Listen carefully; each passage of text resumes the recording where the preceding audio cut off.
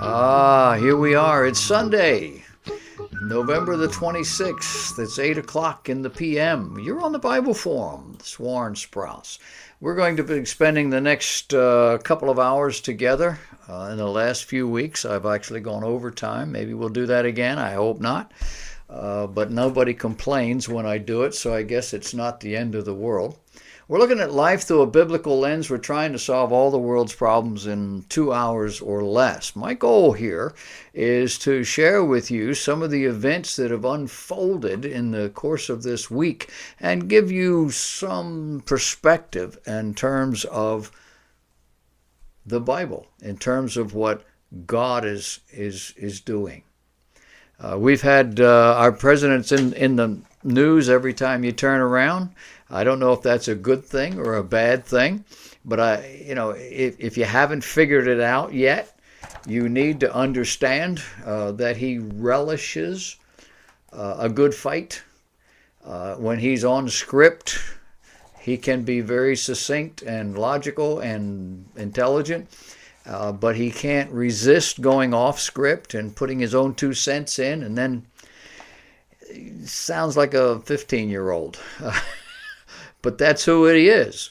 You hit him, he'll hit you back. It's that simple. You cannot hurt him, and you cannot dissuade him. You can win him over, however, not with insults, but when he sees he can't win, or he sees that you do have a good point of view. History is telling us that he's willing to switch. He's willing to go along with that idea. I haven't thought about it. Maybe you got something here. The media is struggling. They're still trying to figure him out. They're a little on the slow uptake because they have an entirely different agenda. The game has always been fought on their terms in the past, and with Donald Trump, it's a brand new game. And they're his rules, and he's going to stay with that, meaning that he's going to win in the tit for tat. You're not going to beat him.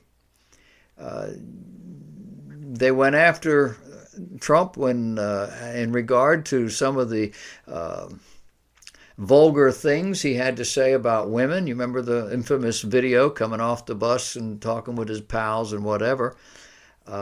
Turns out that that's all he ever did was talk. His pals have done far worse, and the list is growing, Democrats and Republicans alike.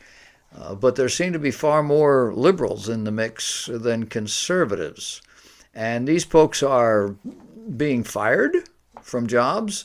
They're stepping down from political appointments. But the Donald is still here. I think there's a message in here somewhere. Trump said Obamacare had to go. His party leaders said, we can work with that. Trump said, okay, let's see what you can do. Well, they've dawdled, and now Obamacare is dying of its own weight. And Trump is about to get pretty much whatever he wanted. Now, in the next month, we'll find out for sure. But if he doesn't get what he wants, trust me when I tell you, he'll be back around. He'll set it aside. He'll do something else. He'll come back to it. He's a street fighter. He's been here before, and it's been far worse. Dealing with builders, the mafia, I don't know, building in New York City and around the world, he has had to deal with some pretty bad guys. And Congress is nothing compared to what he has been involved in. You hit him, he hits harder. You keep doing it, and he'll keep doing it until you stop. I wish he had more finesse. I wish he were more of a gentleman. I wish he were more sophisticated, but he's not.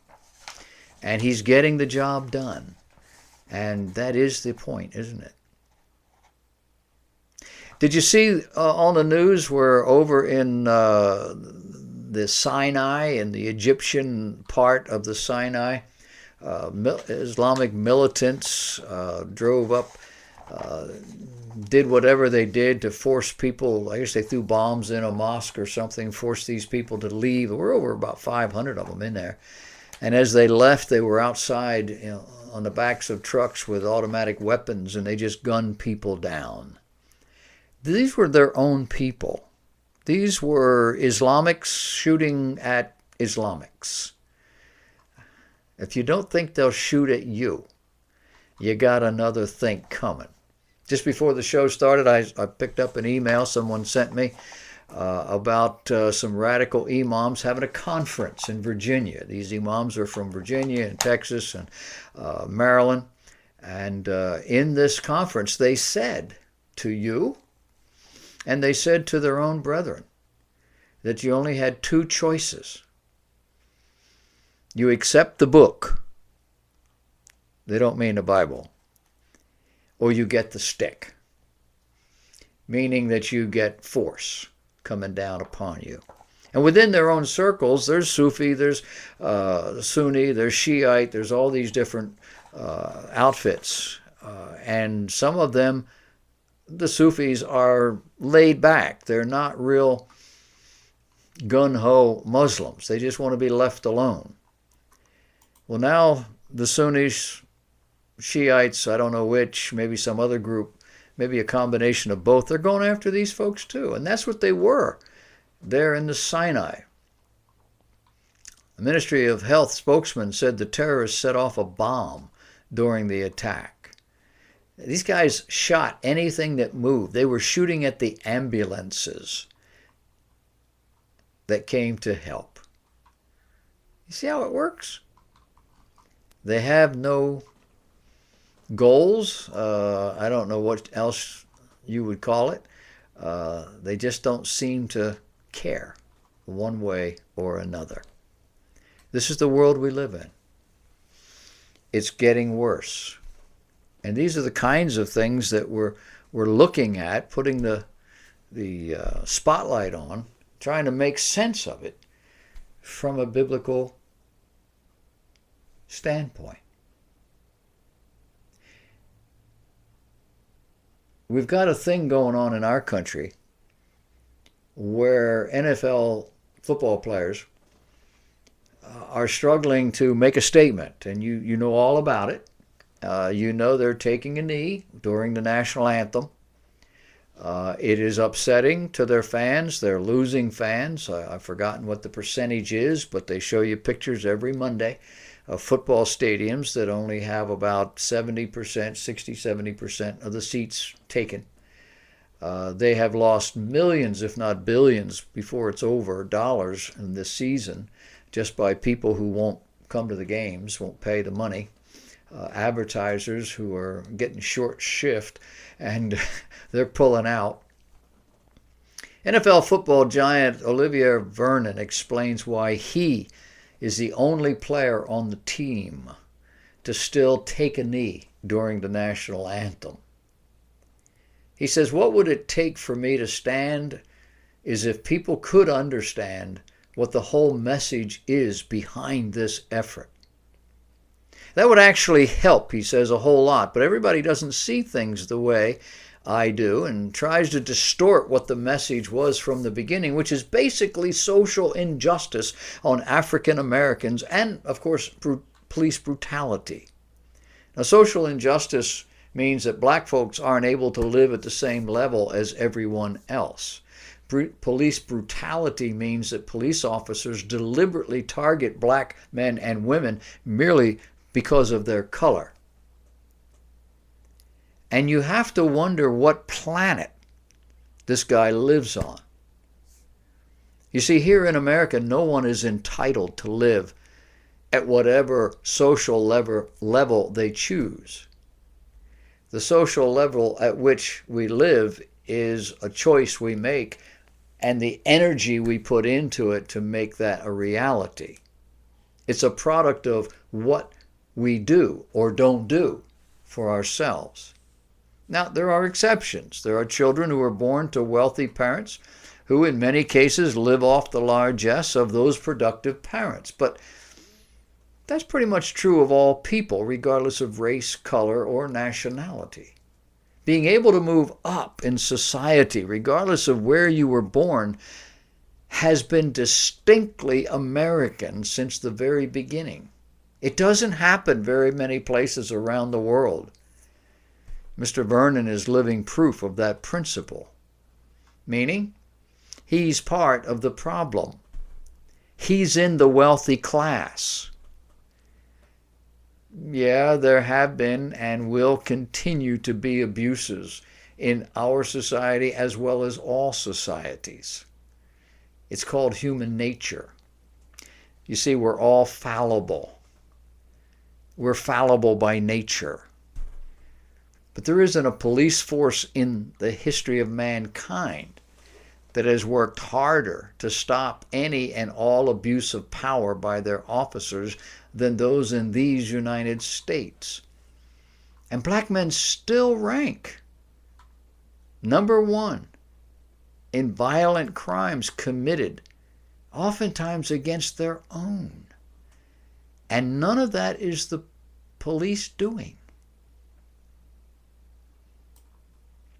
Rapper Eminem sent out a tweet this week blasting our president. And for once that we know of, the president didn't respond to him. Now Mr. Eminem is angry. And he said so. He said, now I'm angry. Talk about an inflated ego.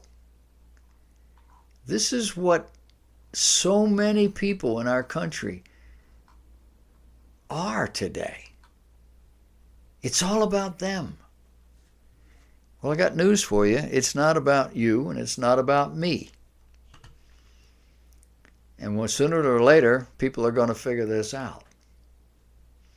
They're also going to figure out that unless societies embrace the one true God of heaven, the one who is outlined, described, and illustrated in what we call the Bible, none of this is going to change. We are going through what every society has ever gone through. The barbarians among us are trying to take over.